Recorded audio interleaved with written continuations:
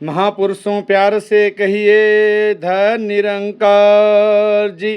सतगुरु माता सुदीक्षा सबिंदर हरदेव जी महाराज की जय। महापुरुषों, सतगुरु की कृपा और आप सभी संत महात्मा के आशीर्वाद से दास एक बार पुनः इस निरंकारी बुक समरी नामक चैनल के माध्यम से आपके चरणों में समर्पित है। जहां पिछले महीने अप्रैल में पूरे निरंकारी मिशन का हर एक बच्चा, हर एक भगत, हर एक गुरसिख मानो एकता दिवस मनाया और उन तमाम बलिदानी महापुरुषों और समय के सतगुरु बाबा गुरबचन सिंह जी महाराज के आदेशों और उपदेशों को सुना और सतगुरु माता सुदीक्षा सबिंदर हरदेव जी महाराज की कृपा से इनके चरणों का आसरा लेकर उन सभी महापुरुषों और सतगुरु के आदेशों और उपदेशों पर चलने की प्रेरणा भी हमने ली। वहीं इस मई के महीने में जहां हम सभी सतगुरु बाबा हरदेव सिंह जी महाराज के जीवन से प्रेरणा लेने के लिए निरंकारी मिशन का एक एक गुरसिख, एक एक भगत, एक एक संत 13 मई को समर्पण दिवस मनाने जा रहा है। इस बात का हमें विचार करना पड़ेगा कि मानो एकता दिवस, मुक्ति पर्व, भक्ति पर्व, गुरु पूजा या समर्पण दिवस के शुभ अवसर पर सिर्फ संतों और महापुरुषों के जीवनी से कुछ लेख पढ़ देना, उनके ऊपर कुछ प्रेरणादायक विचार कर देना या कविता बोल देना, क्या यही इनके प्रति हमारी सच्ची श्रद्धांजलि या इनके जीवन के आदर्शों से हम कुछ प्रेरणा ले सकते हैं? नहीं।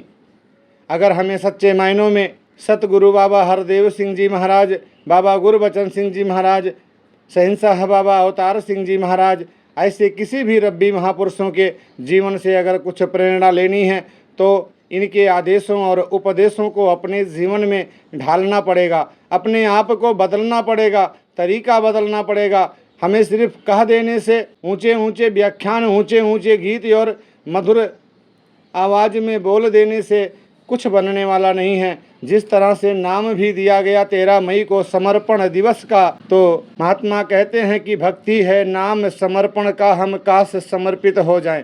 अपने आप को समर्पित करना है और समर्पित करने का जज्बा और भाव भी उस तरह से, जैसे दास ने पिछले वीडियो में भी कहा कि जिस तरह से हम रक्तदान करते हैं, तो रक्तदान कहते नहीं है कि रक्तदान करना चाहिए, अपने आप को समर्पण करते हैं उन डॉक्टरों के प्रति, उस ब्लड डोनेशन की जो टीम है उसके प्रति अपने आप को पूर्ण समर्पित करते हैं और वो हमारे शरीर से वो रक्त की एक यूनिट निकालते हैं। ठीक इसी तरह से हमने अपनी समस्त जिंदगी, समस्त श्वासों को पूरे मन कर्म वचन से सतगुरु के चरणों में समर्पित करना होगा। और समर्पित करने के बाद फिर जब अपना कुछ बचेगा नहीं, जहाँ तक कि हम सभी पहले प्रण में भी इस बात को मान चुके हैं, जान चुके हैं और प्रण कर चुके हैं कि ये तन मन धन ये निरंकार का है, ये परमात्मा का है, इसका ही मानना है। और जब ये परमात्मा का है तो फिर हमें इस बात पर विचार करना होगा कि परमात्मा का तन क्या खाता है, परमात्मा का तन कहाँ जाता है, परमात्मा को खुशी किस बात में मिलती है। और इसी बात को जानने के लिए विगत पिछले 3-4 वीडियो से निरंकारी मिशन प्रचार प्रबंध व्यवस्था 2002 के उस पुस्तक में, जिसे नीली पुस्तक भी कहा जाता है, सतगुरु बाबा हरदेव सिंह जी महाराज ने वो तमाम आदेश, उपदेश और निर्देश हमारे लिए दिए हैं। हमारा ये कर्तव्य बनता है, हमारा ये फर्ज बनता है कि हम सतगुरु माता के चरणों में अरदास करें कि हे दीन दयाल सच्चे पातशाह, दया करो, कृपा करो, रहमत करो कि आपके आदेशों और उपदेशों का सिर्फ गुणगान ना करें, सिर्फ बखान ना करें, सिर्फ करना चाहिए ऐसा ना बोलें, अपने जीवन में अपनाते चले जाएं। एक ही एक वचन को सत वचन मान करके उसे अपने जीवन में अमली जामा पहनाते चले जाएं, तो तब जाकर के सच्चे मायनों में मानो एकता दिवस का, मुक्ति पर्व का, प्रेरणा दिवस का या समर्पण दिवस का सच्चे मायनों में हम उपयोग कर पाएंगे, सदुपयोग कर पाएंगे। तो इसी याचना और कामना के साथ कि हे दीन दयाल सच्चे पातशाह, जब आए तब बात न पूछी, मरे तो पीछे चलते हैं, कहें अवतार आज भी मूर्ख अपने मन की करते हैं, तो वो मूर्ख मैं ही हूँ। अब अगर इतनी समझ आ गई है कि बगैर आपकी इजाज़त के एक पत्ता नहीं हिलता और आप जो करती हो वो सही करती हो, तो इस बात को मान भी लें और जितना जल्दी मान लेंगे उतना जल्दी मेरा कल्याण होगा। आपके एक एक वचनों पर तन मन धन से, मन कर्म वचन से अपने आप को पूर्ण समर्पित करते चले जाएं। इसी याचना के साथ निरंकारी मिशन प्रचार प्रसार व्यवस्था 2002 नीली पुस्तक से जो सतगुरु बाबा हरदेव सिंह जी महाराज ने समापन सत्र में तमाम आदेश उपदेश और निर्देश दिए हैं, उसी को लेकर के दास आप सभी संत महापुरुषों के चरणों में समर्पित है। और हम सभी का जहां ये कर्तव्य बनता है, फर्ज बनता है कि सतगुरु के आदेशों और उपदेशों के ऊपर अपने आप को ढाल पाएँ, अपने आप को चला पाएँ, तभी हमारा लोक सुखी और परलोक सुहेला होगा। तो जहाँ से दास ने अगली वीडियो में छोड़ा था, वहीं से सतगुरु बाबा हरदेव सिंह जी महाराज के दिव्य पावन आदेश उपदेश और निर्देश। ज्ञान प्रचारक हर भक्त प्रचार करता है, लेकिन अपने ढंग से। जिनको ज्ञान प्रदान करने की इजाज़त दी गई है उनको हम ज्ञान प्रचारक कहते हैं। उनका और ज़्यादा कर्तव्य बनता है कि मिशन की आवाज़ को सही ढंग से आगे पहुंचाया जाए। सच का जो ज्ञान दिया जा रहा है वो हूबहू आगे पहुंचाया जाए। यह भी जिक्र आया कि वो अच्छे ढंग से ट्रेंड प्रशिक्षित होने चाहिए, उनकी छवि अच्छी होनी चाहिए, उनमें कोई कुरीतियाँ नहीं होनी चाहिए और उनका उठना बैठना भी बहुत सुंदर होना चाहिए, क्योंकि निर्मल दात को देना है तो देने वाला भी निर्मल रहे। प्रचार जिन्होंने करना है, ज्ञान देने की जिन्हें इजाज़त दी गई है, उन्होंने वाकई ऐसी मिसाल बनकर अपने आप को पेश करना है। अंदर बाहर से एक होकर सादगी के साथ प्रचार कार्य करना है।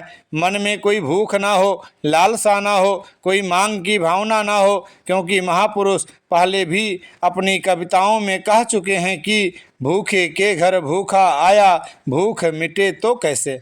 हम भी भूखे बनकर जाएंगे तो क्या किसी की तृप्ति कर पाएंगे। इसीलिए लालसाओं से ऊपर उठकर चलना है। ज्ञान कितना अमोलक है, इसकी हमने कदर करनी है, इसको सस्ता नहीं मानना है। यह ज्ञान मिला है तो हम ऐसी पदवी के पात्र बने हैं जो बहुत ऊंची है। यह अमोलक दात है जिसका वेदों शास्त्रों में बखान किया गया है।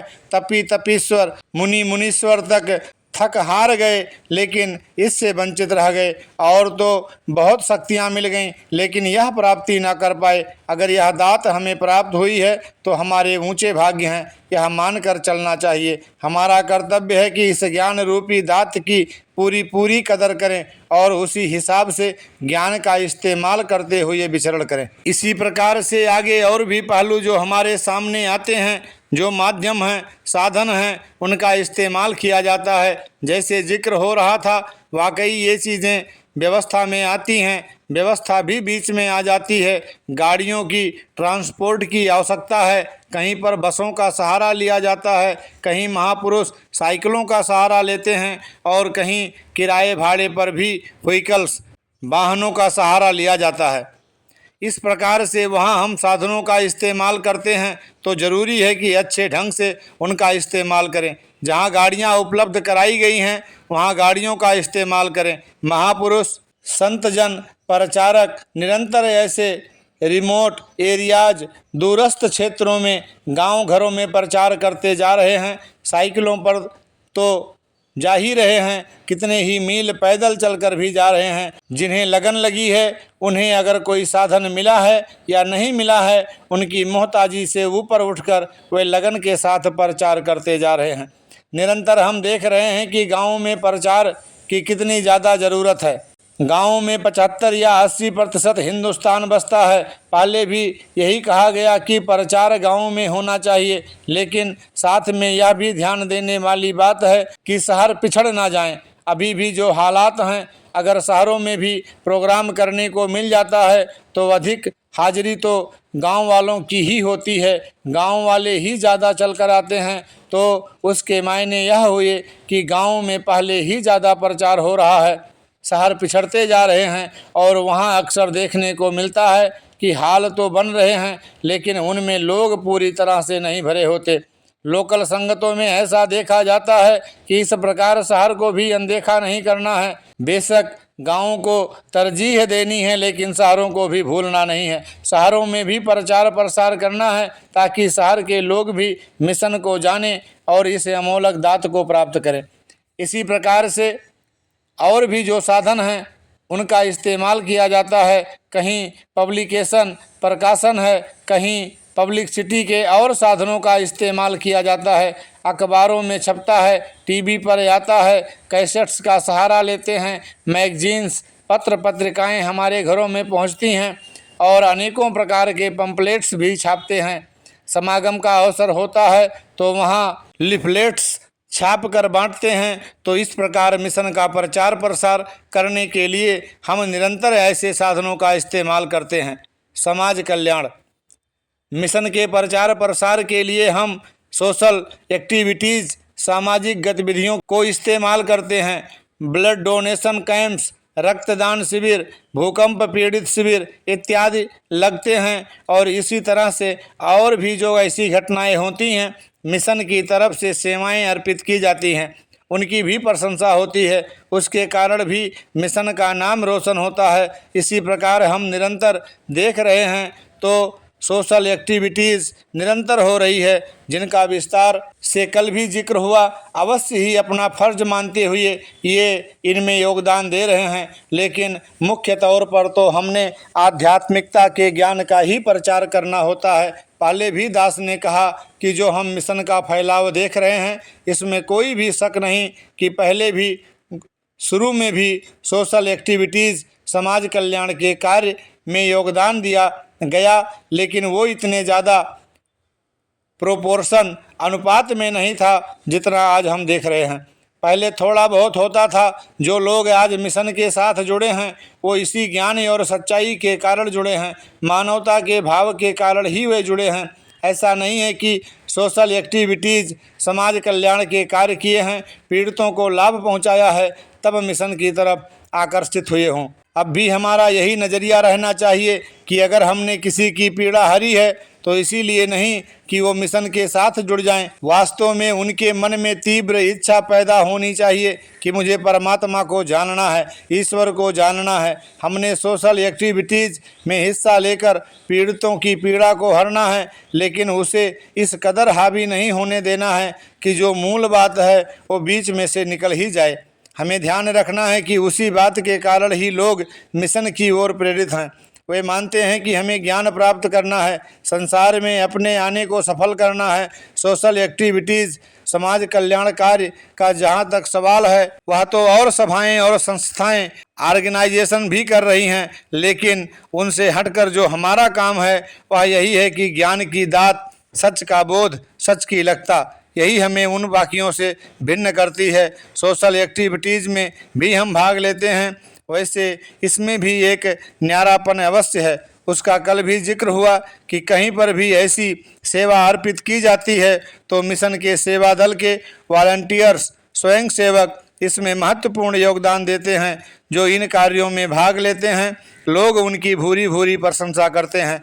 जो काम भी उन्हें दिया जाता है वो बहुत सुंदर ढंग से उसे करते हैं। अन्य कार्य भी मिलते हैं उन्हें करने के लिए, यानी इस प्रकार उनका विश्वास बढ़ता है।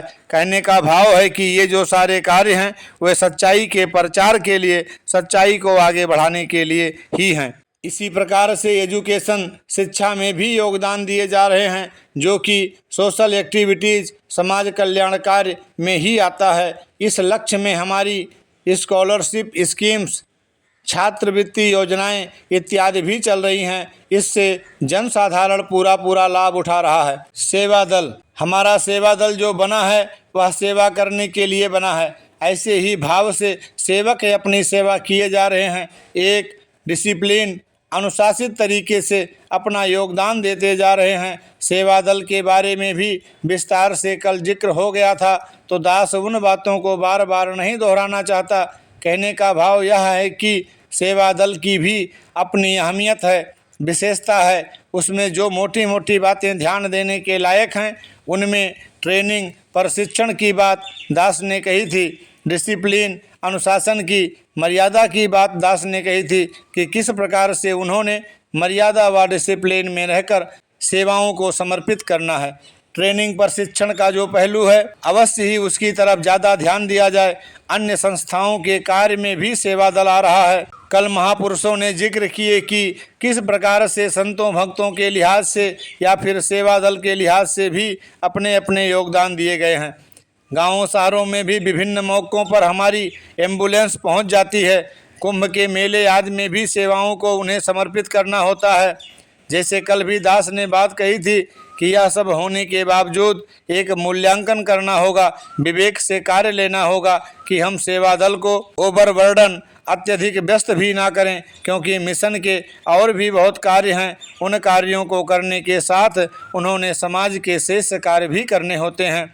साथ ही यह भी विवेक से काम लेना होगा कि किसी एक इंडिविजुअल व्यक्ति के लिए सेवा दल को नहीं लगाना है, वो चाहे जिस भी स्तर वाला हो। इस प्रकार से सेवा दल का इस्तेमाल नहीं करना है, इस बारे में भी हमने सहज और सचेत रहना है। आगे भी हमने कभी ढील नहीं बरतनी। सामूहिक रूप में जहाँ समाज इन्वॉल्व सम्मिलित है या जहाँ पर और पीड़ित इन्वॉल्व हैं, उसमें तो हम पहले भी कर रहे हैं और आगे भी करना है। लेकिन जहाँ कार्य प्राइवेट नेचर व्यक्तिगत किस्म का हो या फिर केवल इंडिविजुअल व्यक्तिगत बात हो, वहाँ हमने सेवा दल के इस्तेमाल से गुरेज करनी है और इस प्रकार हमने निरंतर इन भक्तजनों को सेवाएं देते चले जाना है। सेवा दल के जवानों को कई सेवाएं करनी होती हैं, उनमें भी उनका कार्य क्षेत्र है, उनके हर पहलू को हमने मजबूत करना है। तो इस तरफ भी जो ट्रेनिंग प्रशिक्षण की बात कही गई है, अवश्य उसकी तरफ भी ध्यान देना होगा। प्रचार को ध्यान में रखकर प्रचारक केंद्र से भी जाते हैं और एक टूर जोनल इंचार्ज बनाते हैं। उन्हें अपने ही जोन में प्रचारकों को भेजना होता है। प्रचारकों के बारे में पहले भी कहा गया था कि हमने वाटर टाइट कंपार्टमेंट तो नहीं बनाई हुई है, ना ही हिंदुस्तान पाकिस्तान जैसी कोई रेखा खींची हुई है। अवश्य ही प्रचार के लिहाज से कई असरदार प्रचारक हैं जो दूसरे जोन में जा सकते हैं। अगर कोई जोनल इंचार्ज मांग करता है कि दूसरे जोन का कोई प्रभावशाली प्रचारक उसके जोन में भेजा जाए, तो दूसरे जोन का जोनल इंचार्ज उस प्रचारक को उस जोन में भेज सकता है जहां से मांग आई है। इसमें कोई विशेष रुकावट नहीं आनी चाहिए। इस संबंध में संबंधित जोन के इंचार्ज को इन्फॉर्म सूचित करना जरूरी है। इस प्रक्रिया में से तो अवश्य ही गुजरना होगा।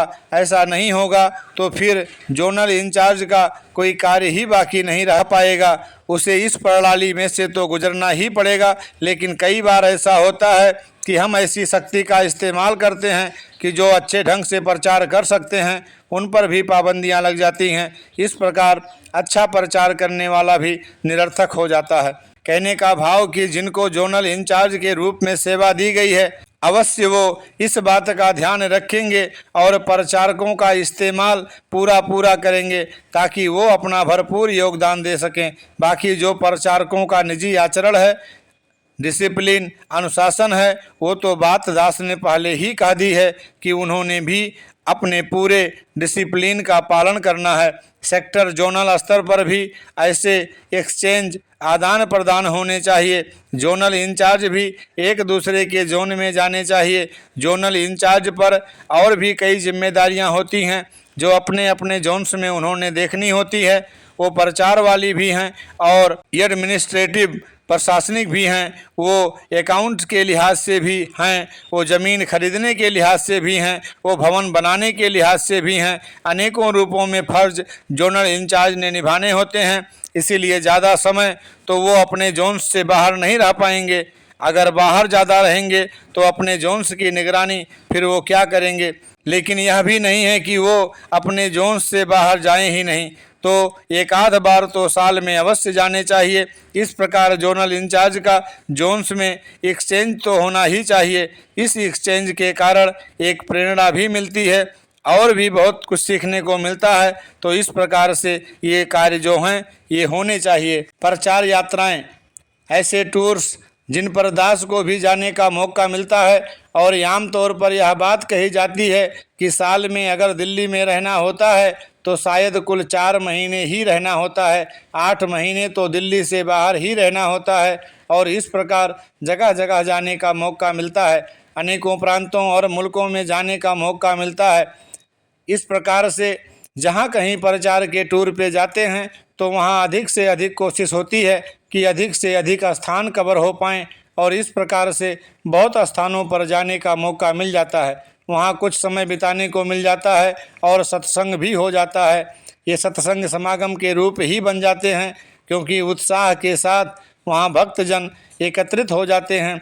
वहाँ के स्थानीय लोग भी ऐसी संगतों में पहुँच जाते हैं और इससे प्रचार को बढ़ावा मिलता है। स्थानीय लोग मिशन के नज़दीक आते हैं। इसी के साथ साथ दास ने यह भी जिक्र किया कि दास को टूर में जिन स्थानों पर जाने का मौका मिलता है तो वहाँ पर और जो कार्य हैं उनमें अगर ज़्यादा उलझाव हो जाए, जैसे कि घरों में जाना या और इस प्रकार की गतिविधियों को बढ़ावा, तो उसमें देखा गया है कि जो समय महापुरुषों और संगतों के लिए था उसमें कुछ बाधा आ जाती है। कुछ एक्सपेशंस अपवाद तो ज़रूर होती है, लेकिन उनमें भी दास ने जैसे पहले भी साफ साफ कहा है कि कोई ऐसी घटना घट गई है तो उस लिहाज से अगर एक आध स्थान पर जाना पड़े तो चले जाते हैं। लेकिन पीछे तो यह भी देखा गया कि अगर ऐसे किसी परिवार में कोई घटना हुई है तो वो परिवार भवन पर आकर ही मिल लेता है। अनेकों स्थानों पर तो ऐसे भी महापुरुषों ने अपने आप को ढाल लिया है। इस प्रकार इस ओर भी कुछ ध्यान देना जरूरी है।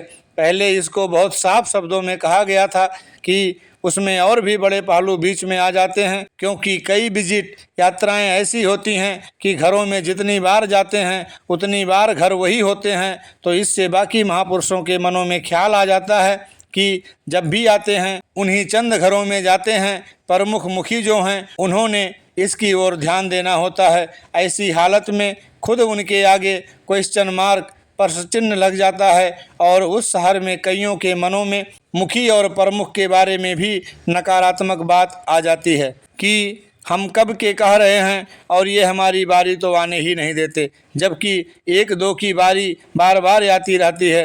पहले भी यह बात कही गई थी कि अगर इन बातों से हम गुरेज ही कर लेते तो यह बहुत ही अच्छा होता। शुभकामनाएं तो हमेशा रहती हैं कि हर महापुरुष भक्त के घर में पवित्रता बनी रहे, हर महापुरुष हर गुरसिक के घर में शुद्ध वातावरण बना रहे, वहाँ मिलवर्तन बना रहे। यह शुभकामना तो हमेशा हृदय में काम करती है। बढ़ते हुए कार्यों को देखकर अगर हम वाकई इससे संकोच करें तो यह बेहतर होगा। पीछे भी निरंतर जहाँ जहाँ ऐसा संकोच किया गया है वहाँ भवनों में स्थानीय संगतों को ज़्यादा मौका मिल जाता है। वो कुछ खुशी भी हासिल कर लेते हैं और इस प्रकार दर्शन मेले भी ज़्यादा हो जाते हैं। ऐसे टूर प्रोग्राम जो बनते हैं उनमें और भी अनेकों पहलू हैं जिन पर ध्यान देना चाहिए। यह सेवा दल को भी कहा गया है और प्रबंधकों को भी कहा गया है कि कई बार ऐसा देखने को मिलता है कि जहां सत्संग होना है वहां तैयारी की ज़रूरत होती है, लेकिन होता यह है कि जिस रूट से दास जा रहा होता है वहाँ से 20-20, 25-25 किलोमीटर दूर वहाँ के सारे प्रबंधक पहुँच जाते हैं। होता यह है कि कई बार पिछले स्टेशन से चलने में ही देरी हो चुकी होती है या रास्ते में कोई अन्य रुकावट आ गई होती है। पहले ही जल्दी होती है कि जल्द से जल्द पहुँचें। गाड़ियों की रफ्तार तेज़ बनी होती है। ऐसी हालत में जब बीच में 20-25 किलोमीटर पहले और 10 लोकल गाड़ियां जुड़ गईं तो बीच में स्कूटर जुड़ गए, मोटरसाइकिलें भी जुड़ गईं, तो होता यह है कि जो पहले ही देर हो रही होती है इस तरह और भी ज़्यादा देरी होनी शुरू हो जाती है। इस प्रकार गाड़ियों की गति और धीमी हो जाती है। साथ ही एक और यह भी फर्क आ जाता है कि जो स्थानीय प्रबंधक हैं वो सारे के सारे प्रोग्राम वाली जगह से गैर हाजिर हो चुके होते हैं। देखा यह जाता है कि सेंटर से अगर हम किसी सेवा दल के अधिकारी को लेकर जाते हैं तो वो ही वहाँ पंडाल में ग्राउंड में प्रबंध कर रहा होता है। उसको कोई चद्दर चाहिए, उसको कोई दरी चाहिए, उसको कुछ और चाहिए। वो ढूंढता है कि क्षेत्रीय संचालक कहाँ हैं, प्रमुख कहाँ हैं, जोनल इंचार्ज कहाँ हैं। वो मिलते ही नहीं। वो तो सारे के सारे शहर से 20-25 किलोमीटर बाहर घंटों पहले बैठ चुके होते हैं। वो बाहर इंतजार कर रहे होते हैं। दास यह समझता है कि इससे गुरेज किया जाए। महापुरुष अवश्य रिसेप्शन स्वागत का शौक रखते हैं, लेकिन विशेषकर कोई ना कोई जिम्मेदार महापुरुष उस प्रोग्राम वाली जगह पर अवश्य रहने चाहिए। सारे के सारे वहाँ से गैर हाजिर नहीं होने चाहिए। इसके अलावा यह भी देखा गया है कि साथ चल पड़ते हैं जो स्कूटर, उनसे भी रिस्क बना रहता है। वहाँ कुछ अंदेशा भी हो जाता है। कई बार ऐसा भी देखा जाता है कि हमारी गाड़ी चल रही है, पहले ही हमारे आगे जीप इत्यादि होती है लेकिन उसके आगे और लग जाते हैं। दिक्कत यह भी है कि महापुरुष गाड़ी से अपना पूरा का पूरा बदन निकाले होते हैं। कई बार तो कितना रिस्क बना कि आगे से ट्रक या बस आ रही है और वो पूरे के पूरे कार से बाहर निकलकर पीछे की तरफ देखकर लोगों को हटा रहे थे। बड़ी मुश्किल से बचाव हुआ। कहने का भाव यह है कि इन बातों की ज़रूरत ही नहीं होती है कि हम इस प्रकार से कार्य करें। पहले ही हमारी गाड़ियों का काफिला बड़ा होता है, पहले जीप आगे लगी होती है जो आगे ट्रैफिक को साफ करती चलती है। इसीलिए ऐसे एडिशनल अतिरिक्त कदमों को उठाने की कोई ज़रूरत ही नहीं होती है। इस प्रकार ये छोटी छोटी बातें हैं, इनकी तरफ ध्यान देना ज़रूरी है क्योंकि जनरल बॉडी की मीटिंग चल रही है, सब यहाँ मौजूद हैं। अधिकारियों को तो पहले भी कई बार कहा है, लेकिन दास ने जैसे पहले कहा कि वो बातें नीचे तक पहुँचती ही नहीं हैं, इसलिए दास को ये बातें यहाँ दोहरानी पड़ रही हैं कि अवश्य सारे इसकी ओर ध्यान दें। और ऐसे टूर्स जब बनते हैं या प्रोग्राम होते हैं उनमें इन बातों पर ध्यान देना जरूरी है। समागम, ऐसे प्रचार टूरों के अलावा दास को समागमों में भी जाने का मौका मिलता है। आप देख भी रहे हैं कि इलाकाई समागम हो रहे हैं। पीछे भी आपने देखा कि किस प्रकार से जनवरी से लेकर फरवरी महीने के मध्य तक कितने समागमों का आयोजन किया गया है, बल्कि मार्च के शुरू तक ये समागम होते रहे हैं। इनके आयोजन भी बहुत सुंदर ढंग से हुए और इस प्रकार उन समागमों का भी उन इलाकों में असर हुआ। ऐसे समागम निरंतर होते जा रहे हैं। मुंबई का समागम भी जिनको देखने का मौका मिला वो जानते हैं कि वह कितना बड़ा रूप धारण कर चुका है। उत्तर प्रदेश का समागम हुआ, वो भी आपने देखा कि हालात उन दिनों में कैसे थे। एक दिन पहले ही सारे यूपी में पाबंदी लगी हुई थी, कैसे हालात बने हुए थे। गुजरात के हालातों का भी असर था। इसके बावजूद महापुरुष कितने उत्साह के साथ, लगन के साथ उन सब विपरीत हालातों की अनदेखी करते हुए समागम में पहुँचे। इसी प्रकार चाहे समागम हरियाणा का हो, उड़ीसा का हो, साउथ का हो या फिर गुजरात का समागम हो, इन सारे समागमों में महापुरुषों ने निरंतर बढ़ चढ़कर हिस्सा लिया है और इनसे प्रचार प्रसार को बढ़ावा मिल रहा है। और भी अभी ऐसा ध्यान है कि कैसे और समागम कुछ इलाकों में किए जाएं ताकि अधिक से अधिक लाभ प्राप्त हो सके। इस बार छत्तीसगढ़ में भी समागम हुआ जो पहली बार हुआ। इस प्रकार से अनेकों ऐसे ढंग जो अपनाए जा रहे हैं ये मुड़कर उसी तरफ ही आते हैं। एक तरफ तो प्रचार प्रसार को बढ़ावा मिलता है, दूसरी तरफ महापुरुषों संत जनों का उत्साह बढ़ता है। इस प्रकार से भी दर्शन करने का मौका मिल जाता है। जो बात दास ने पहले भी कही थी कि जब ऐसे बड़े समागम हो जाते हैं, पूरे इलाके में असर हो चुका होता है, पूरे शहर पर उसका प्रभाव पड़ चुका होता है, उसके बाद वहाँ के स्थानीय महापुरुषों का फर्ज बनता है कि वो उन्हें फॉलो अप अनुकरण करें। जोनल इंचार्जों का भी फर्ज बनता है कि समागम के बाद इमीडिएटली तुरंत वो उस शहर में, उस इलाके में और ज़्यादा ऐसे प्रचार प्रसार को गति दें, क्योंकि समागम हो चुका होता है, उसका प्रभाव पड़ चुका होता है, लोग सुन चुके होते हैं। कई ऐसे भी कहते हैं कि यह समागम गुजर भी गया, हमें जाने का मौका नहीं मिला, हमें प्रवचन सुनने का मौका नहीं मिला। उनकी जिज्ञासा पैदा हो चुकी होती है। तो अगर हम उसके बाद कोई कदम ही ना उठाएं तो ठीक है, समागम हुआ, लेकिन हम फिर उसी रूटीन में जैसे संगत करते हैं वैसे ही करने लगे तो समागम का ज़्यादा लाभ हम उठा नहीं पाते हैं। फॉलो अप के रूप में जोनल इंचार्ज और लोकल महापुरुष जो शहर के हैं वे अवश्य ऐसा कोई स्वरूप बनाएं कि इमीडिएटली तुरंत उसके बाद भी कुछ समय के लिए यह प्रचार प्रसार कंटिन्यू जारी रहना चाहिए। वहाँ ज़्यादा जोरदार रूप से मिशन की आवाज़ पहुँचाई जाए। इसीलिए इस तरफ भी अवश्य ध्यान देना होगा। विशिष्ट व्यक्तियों का आगमन, कुछ एक मिलीजुली बातें आई हैं जिनमें यह कहा गया कि सत्संग में कई राजनीतिक लोग या कुछ ऐसे नेता लोग आते हैं तो वहाँ कुछ सवाल खड़े हो जाते हैं कि उनको बोलने देना चाहिए या कोई और रूप वहाँ होना चाहिए। एक तो बैठने बिठाने का सवाल है। जो स्टेज है, जो गुरु की स्टेज मानी जाती है, वहाँ तो महापुरुष संत जन जिनकी वहाँ ड्यूटी है, जिसने विचार करनी होती है उसी ने बैठना होता है, वहाँ पर वही शोभायमान होता है, उसके ऊपर और किसी को ऐसी इजाज़त नहीं दे सकते हैं। इसकी अपनी पावनता पवित्रता है। सत्कार देने के लिए अगर स्टेज से कुछ हटकर हम कोई कुर्सी वहाँ लगा देते हैं तो इसमें कोई हर्ज नहीं हुआ करता। वैसे तो आप बड़े समागम में भी देख रहे हैं, अधिकतर देश के बड़े बड़े नेता समागम में आते हैं, उनके ऊपर बड़ी बड़ी जिम्मेवारियां होती हैं, उनकी इम्पोर्टेंस महत्ता भी होती है। मिशन के अलावा टीवी के चैनलों से प्रसारित होने वाली कथाओं आदि धार्मिक कार्यक्रमों में भी देखा जाता है कि बड़े बड़े लीडर तो वहाँ आगे ही बिछाई हुई सफ़ेद चादर के ऊपर ही बैठे होते हैं। तो वो एक प्रक्रिया अब बन चुकी है, उसको राजी खुशी सभी समझ भी रहे हैं और उसमें किसी को एतराज़ भी नहीं हो रहा है। अगर संगतों में कोई आ जाते हैं, इसमें कोई शक नहीं कि वो भी देश सेवा कर रहे हैं और उनका सत्कार भी हमने करना है, कोताही नहीं करनी है। स्टेज सेक्रेटरी जो होता है उनका जिक्र कर देता है कि ये हमारे गणमान्य, ये हमारे देश के सेवक हैं, ये यहाँ आशीर्वाद लेने के लिए सत्संग में आए हैं।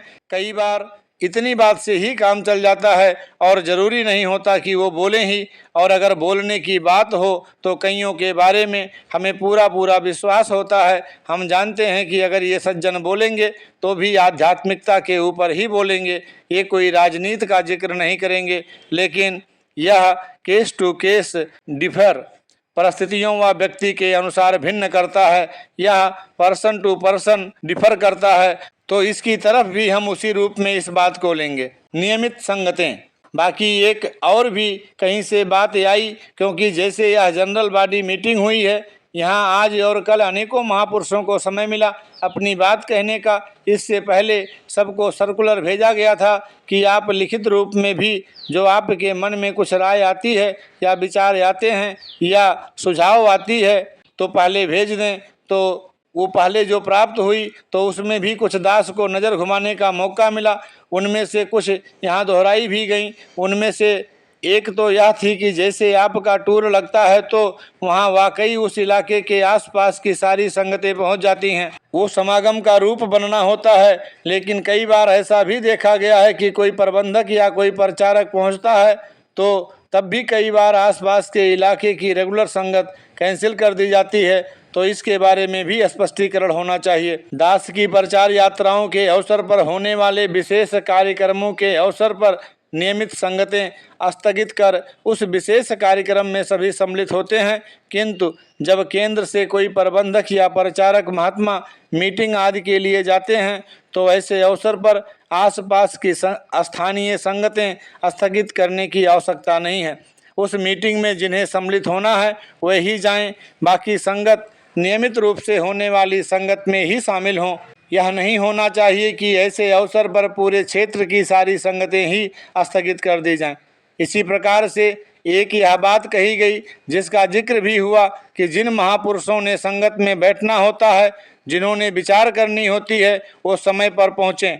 एक बार मंगलाचरण आरंभ हो जाए तो उसके बाद कोई तब्दीली नहीं होनी चाहिए। दास भी यह बात समझता है कि इसको इसी रूप में लिया जाना चाहिए और पहले भी मसूरी कॉन्फ्रेंस में जिक्र हुआ था। उसके बाद भी हुआ कि कई बार हम स्टेज पर ऐसा कर देते हैं कि जब संगत आरंभ होती है, पहले स्टेज पर एक सज्जन बैठा हुआ है, 15 मिनट बीतते हैं तो कोई और आ जाता है तो दूसरा बैठ जाता है, 15-20 मिनट बीतते हैं तो जो दूसरा बैठा होता है वो भी उतर जाता है और तीसरा आकर बैठ गया।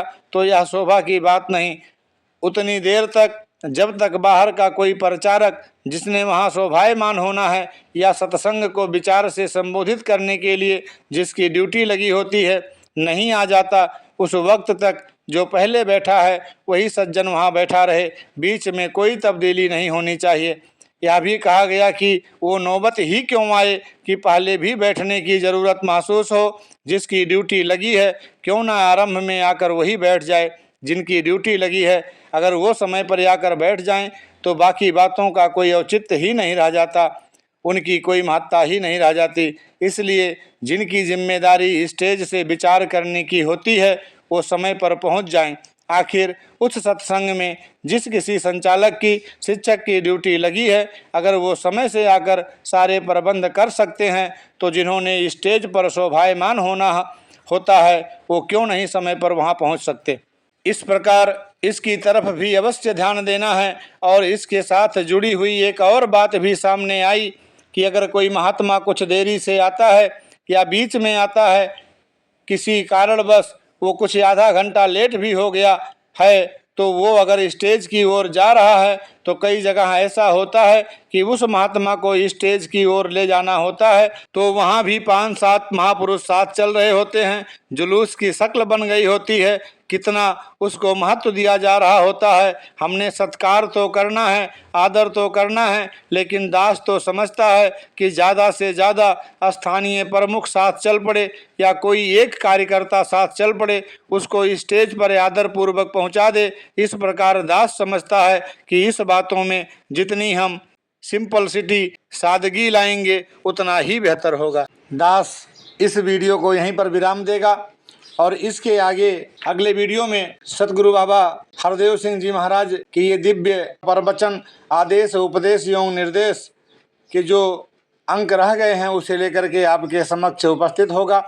इसी याचना कामना प्रार्थना के साथ कि हे दीनदयाल सच्चे पातशाह सतगुरु माता सुदीक्षा सविंदर हरदेव जी महाराज, दया करो, कृपा करो, रहमत करो कि हम सब कच्चे पक्के जैसे भी हैं आपके बच्चे हैं, आपकी कृपा से आपके दर पे लगे हुए हैं। इतनी शक्ति और सामर्थ्य हम सभी के मनों में आप पैदा करो, जिससे हम सब आपके आदेशों और उपदेशों पर मन कर्म वचन से चल पाएं। सतगुरु माता सुदीक्षा सविंदर हरदेव जी महाराज की जय।